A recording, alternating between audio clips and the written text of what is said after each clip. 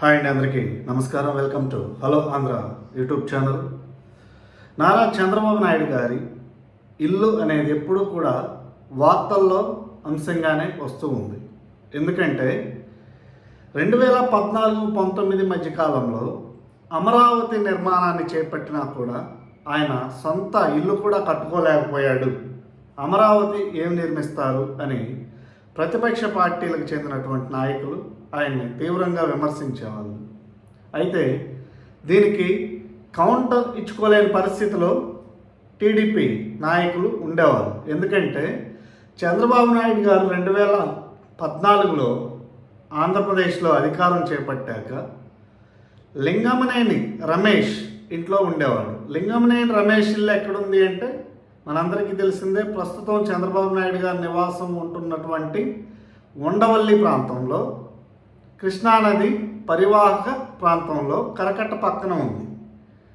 కానీ మొన్న వరదల సమయంలో కూడా చంద్రబాబు నాయుడు గారి ఇంట్లోకి నీళ్లు వెళ్ళాయి అని చెప్పేసి వార్తలు అయితే వెలువడ్డాయి.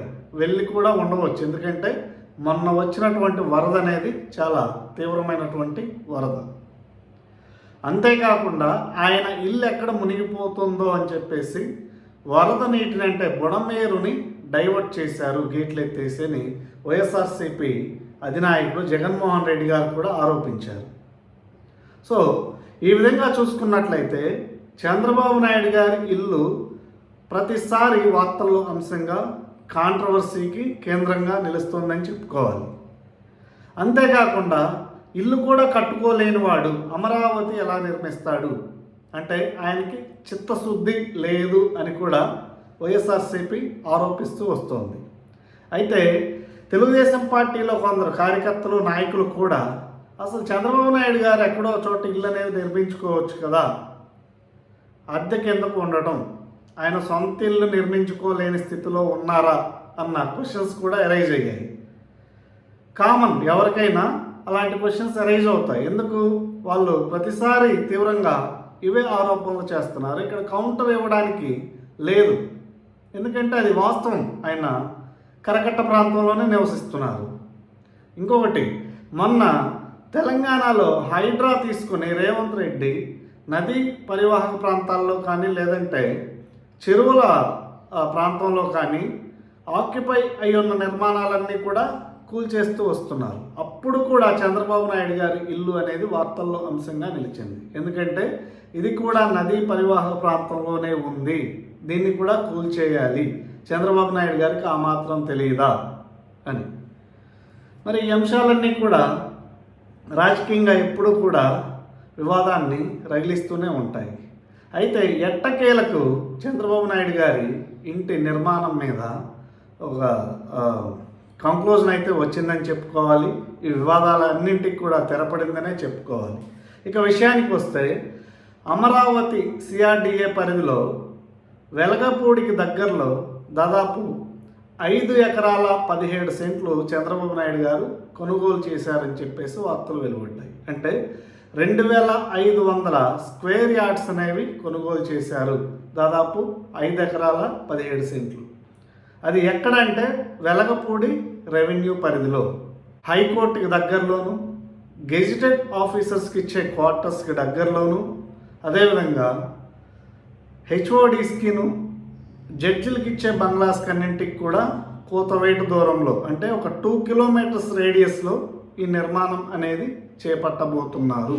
ఈ 5 ఎకరాల ఇంటి స్థలానికి 4 వైపులా కూడా యాక్సెసిబిలిటీ అనేది ఉంది. అంటే E6 అనేది మెయిన్ రోడ్ అయితే మిగతా 3 వైపులా కూడా యాక్సెసిబిలిటీ అనేది ఉంది. అంటే సిఆర్డిఏ లేఅవుట్ పరిధిలో ఇచ్చిన రూట్ మ్యాప్ ప్రకారం. అంటే 4 వైపులా కూడా చెక్ పోస్టులు ఏర్పాటు చేసే అవకాశం కూడా ఉందని చెప్పుకోవాలి. అంతేకాకుండా ఈ 5 ఎకరాలలో దాదాపు 1 ఎకరం మేరకు ఇంటిని నిర్మించుకొని మిగతా చుట్టుపక్కలంతా కూడా గార్డెన్ ఉంచాలనే ప్లాన్ కూడా ఉంది అన్న వార్తలు అయితే వెలువడుతున్నాయి. ఆయన ఇంటితో పాటు సెక్యూరిటీ గార్డ్స్ కూడా అక్కడ క్వార్టర్స్ కూడా ఏర్పాటు చేసే ఆలోచన ఉంది. వీటితో పాటు స్విమ్మింగ్ పూల్ కూడా ఏర్పాటు చేస్తారన్న వార్తలు కూడా వెలువడుతున్నాయి. అంతేకాకుండా పార్కింగ్ కూడా ఎలాంటి ఇబ్బంది లేకుండా చాలా వరకు పార్కింగ్ ప్లేస్ కూడా వదిలే అవకాశం కూడా ఉంది. సో ఇవన్నీ కూడా గమనించినట్లయితే చంద్రబాబు నాయుడు గారి ఇల్లు అనేది మొదలైన తర్వాత అమరావతి నిర్మాణం అనేది వేగం పుంజుకుంటుంది అని చెప్పుకోవాలి. ఎందుకంటే చంద్రబాబు నాయుడు గారి అక్కడ ఇల్లు కట్టడం అనేది మొదలు పెడితే మిగతా వారు కూడా ఇన్వెస్టర్స్ కానీ ఎవరైనా కూడా వారికి ఒక నమ్మకం కలుగుతుంది, వారు కూడా అట్రాక్ట్ అయ్యే అవకాశం ఉందనే చెప్పుకోవాలి.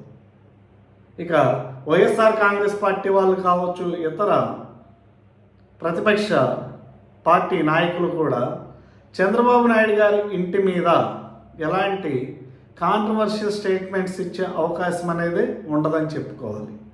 ఎందుకంటే 5 ఎకరాల్లో చాలా ప్లాన్డ్గా చాలా నీట్గా ఇల్లు కట్టుకొని అక్కడే స్థిర నివాసం ఏర్పరచుకుంటున్నప్పుడు ఎవరు కూడా క్వశ్చన్ చేసే అవకాశమే లేదని చెప్పుకోవాలి.